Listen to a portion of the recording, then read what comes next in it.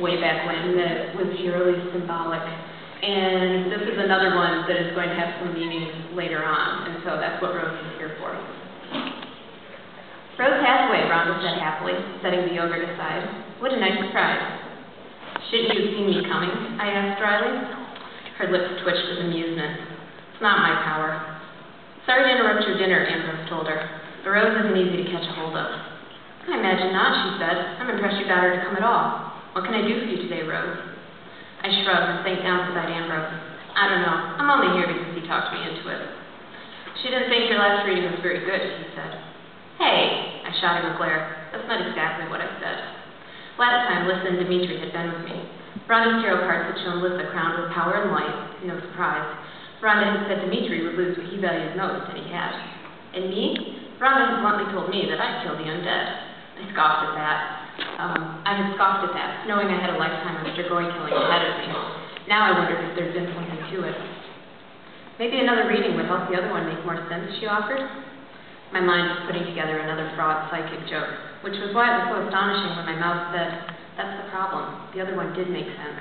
I'm afraid of what the cards will show. The cards don't make the future, she said gently. We do. If something's meant to be, it'll be, regardless of whether you see it here. And even then, well, the future's always changing. If we had no choices, there'd be no point in living. See now, I said flippantly, that's the kind of vague gypsy response I was hoping for. Roma, she corrected, not gypsy. Despite my snark, she still seemed to be in a good mood. Do you want the cards or not? Did I? She was right about one thing. The future would unfold with or without me seeing it in the cards. Even if the cards showed it, I probably wouldn't understand it until afterward. Okay, I said, just for fun. I mean, last time was probably a lucky guess. Rhonda rolled her eyes and said nothing as she began shuffling her tarot deck. She did it with such precision that the cards seemed to move themselves. When she finally stopped, she handed the deck to me to cut. I did, and she put it back together. She grew serious as she flipped out the cards, her eyes carefully studying them. Two of the cards had come out upside down, and I didn't take that as a good sign.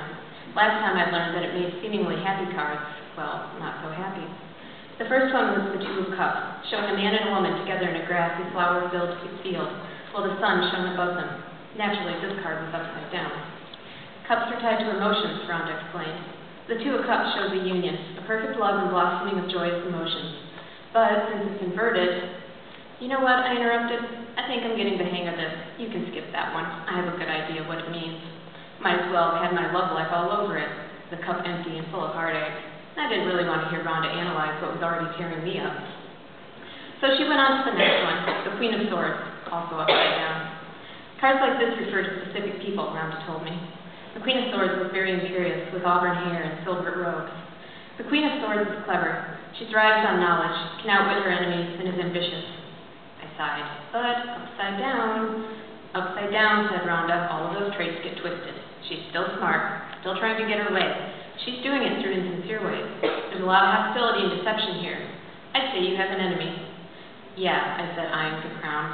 I think I can guess who. I just called her a sanctimonious wench. And actually, that is not what Rose called her, but I am in a church, so that's an editing job on the fly for my soul and yours.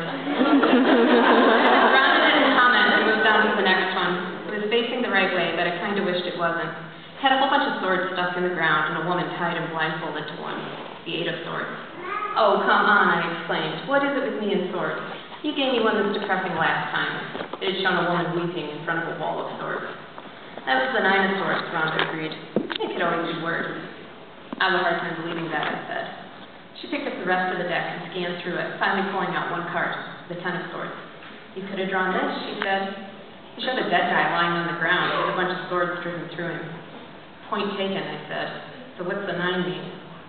The 9 is being trapped, she said, unable to get out of the situation. It can also mean slander or accusation, someone encouraged to escape something. I glanced back at the Queen, thinking of the things I said in the council room. Those would definitely count as accusations. And being trapped? Well, yeah, there's always the possibility of a lifetime of punishment. I sighed. Okay, what's the next one? It was the best-looking one in the bunch, the Six of Swords. Had a bunch of people in a boat rowing off over moonlit water.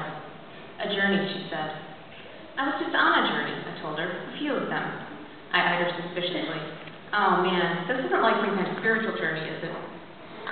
Rhonda if it were in cups maybe, but swords are tangible. Action, a true out-and-about journey. Where on earth would I go? Did it mean I was traveling to the academy like Tatiana had suggested? Or was it possible that, in spite of all my rule-breaking and calling her names, I might actually get an assignment after all? You could be looking for something, Rhonda explained. It may be a physical journey combined with a spiritual journey. It sounded to me like she was making that up as she went along. This last one, her eyebrows knit in a frown, is this card. This is hidden from me. I peered at it. The Page of Cups, I said.